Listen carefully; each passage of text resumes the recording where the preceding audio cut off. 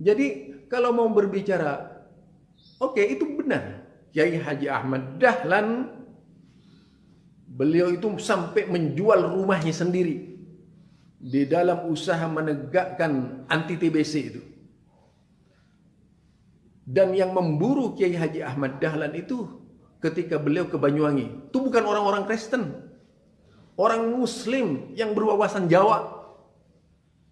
Buka sejarah itu, yang masih terkelompok adat, kemudian membakar musola Kiai Haji Ahmad Dahlan.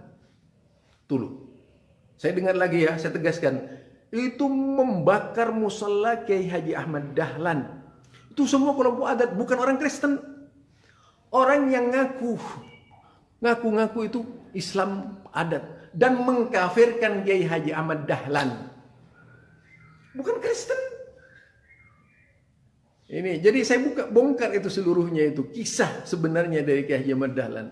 Memang amalannya Syafi'iyah, tapi Syafi'iyah murni, bukan tambahan-tambahan itu. Nah itu. Oleh karenanya di dalam hal ini tidaklah perlu menjaga organisasi orang lain, tidak perlu menjaga ormas orang lain. Itu perlu dijagalah ormasnya sendiri itu. Gitu. Luruskan saja umatnya. Kan ada Kiai Akil Sirot, itu aja dihadapi gitu. Jadi ini kayaknya ngamuk-ngamuk kemana-mana gitu. Ngamuk ke sana, ngamuk ke sini gitu. Itu Ade Hidayat itu seorang ulama ya, yang jelas lebih hebat dari Idrus Ramli itu. Tapi dia orangnya berbicara saja itu tidak seperti beliau. Tidak pernah ngata-ngatain kata-kata kasar dan sebagainya gitu ya. Ini membongkar sejarah tidak pada tempatnya. Bukan ingin menambatkan antara dua kelompok, tapi ingin menghancurkan dua kelompok itu supaya terjadi chaos di Indonesia itu. Ini gaya-gaya Islam apa bukan ya? Dan bukan pencerahan itu. Ketika mengusik organisasi orang lain dan sok tahu, itu membahayakan. Yang seharusnya yang ditunjukkan kisah yang benar itu datang ke PP Muhammadiyah, buka perpustakaan Muhammadiyah, baca di sana. Tidak menolak kalau Muhammadiyah itu gerakan anti kristenisasi sampai sekarang loh. Kalau Anda tahu itu, Pak Kiai, Muhammadiyah itu mengerahkan tenaga-tenaga anti kristenisasi itu ke seluruh Indonesia. Ratusan dai yang dikirim itu. Enggak dilakukan oleh ormas lain, cuma di Muhammadiyah yang melakukan dan Dewan Dakwah Islamiyah Indonesia. Lah itu, satu. Yang kedua tadi, Anda mengatakan hanya sebatas dakwah anti kristenisasi, salah besar. Apa? Bagaimana usaha pembakaran musola yang dilakukan oleh kelompok adat? Siapa yang membakar itu? Siapa yang mengkafirkan Kiai Haji Ahmad Dahlan pada waktu itu?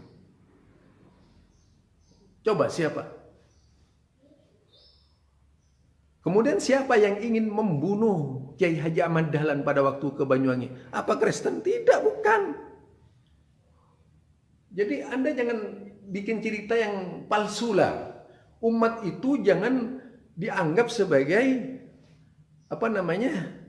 sasaran pelampiasan amarah Anda gitu. Itu karena saya berhadapan dengan orang yang selama ini diagung-agungkan oleh orang-orang lain ya. Yang seharusnya seorang ulama itu lebih menitik beratkan kepada usaha mempersatukan umat, bukan mencerai-beraikan umat gitu.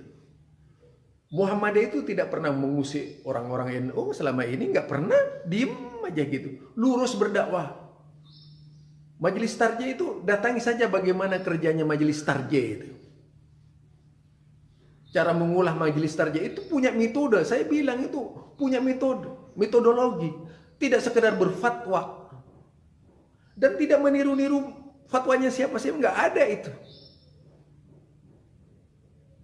Jadi kalau sekarang Muhammadiyah menyebut dirinya tidak bermazhab, itu bukan kemudian anti mazhab. Seluruh ucapan mazhab itu diambil selama itu sesuai dengan manhaj tarjih Muhammadiyah itu.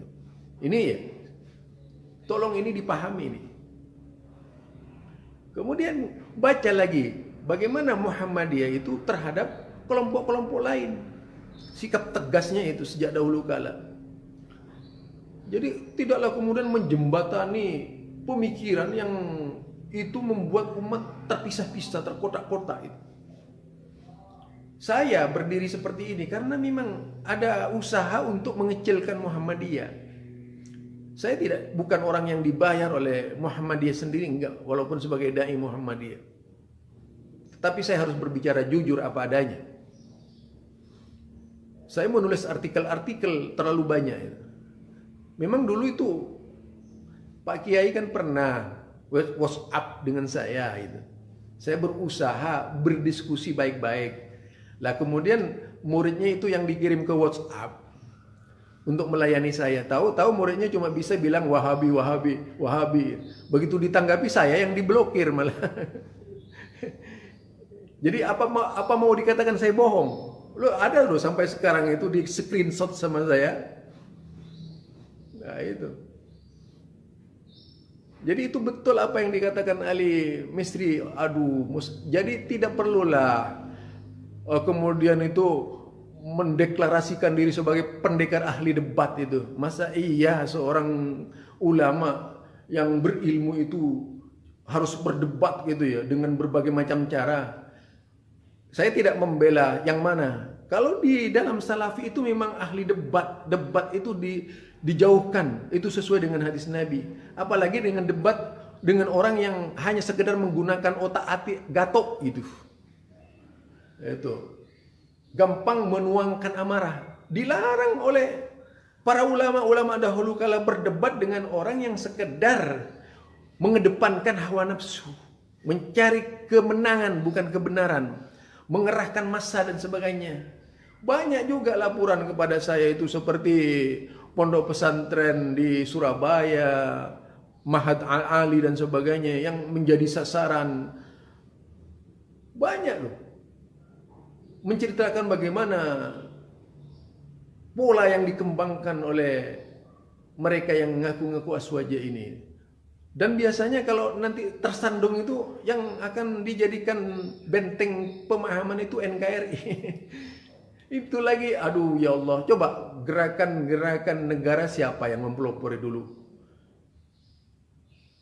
Lahirnya Pancasila siapa yang mempelopori dulu itu? Orang yang dituduh Wahabi itu.